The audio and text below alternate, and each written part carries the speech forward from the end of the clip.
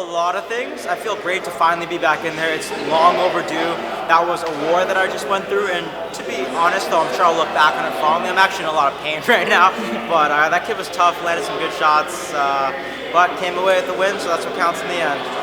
You know, it's funny, I feel like in the time that I've had off, my skills in wrestling, takedown defense, elbows, knees have gotten a lot better, and striking, I just feel like I've gotten better.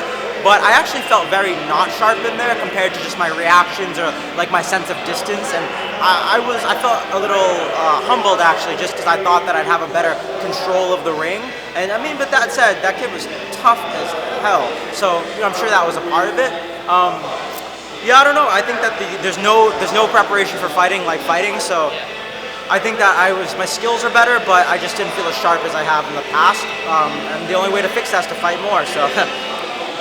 You know, I think that I was a staple of this division before. I was #1 in the division before my last loss and before the layoff, and I think that I belong at the top of this division without a doubt.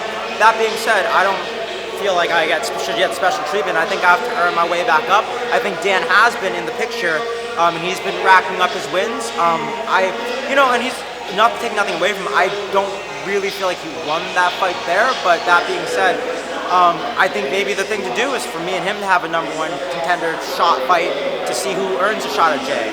I think that would make the most sense for everyone right now. Like you said, regardless of what they might be thinking, that seems to be the match to make. That's true. I think that mixed feelings. On one hand, again, coming back, I didn't feel quite as sharp as I would have liked to. So in some ways, I wish that I could have one more shot before going for the top.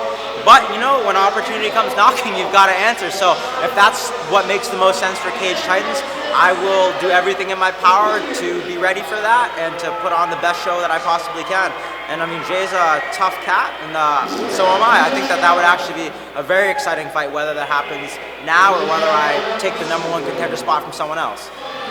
You know, I think that, honestly, it may be coincidence, or it may not be, but just guys like Manny Bermudez, Rob Font, these little guys who are just pushing the envelope, getting to that next level, being dominant on that next level.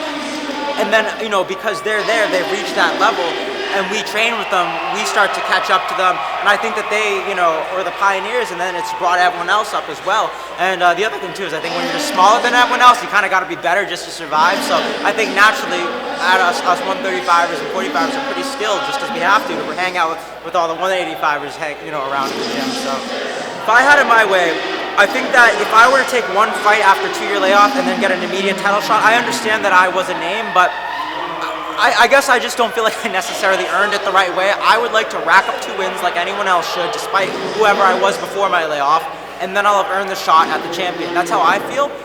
But like you said, it's a weird scenario. So again, I love Cage Titans. I want to be a company man, so whatever Cool Bear says, I'm his Huckleberry. But my preference is to get a 2-fight win streak and to earn that shot for real. I would like to thank all my coaches, Paul Rosado, Eric Grossman, who were with me for this camp. Big shout out to my, like I said in the pre-fight interview, I want this to be finished by KO. But if a submission happens, blame Anderson Silvero, amazing jiu-jitsu coach, Brazilo 2-1, his fault. But also Jason Dutton from the UFC gym, Boston.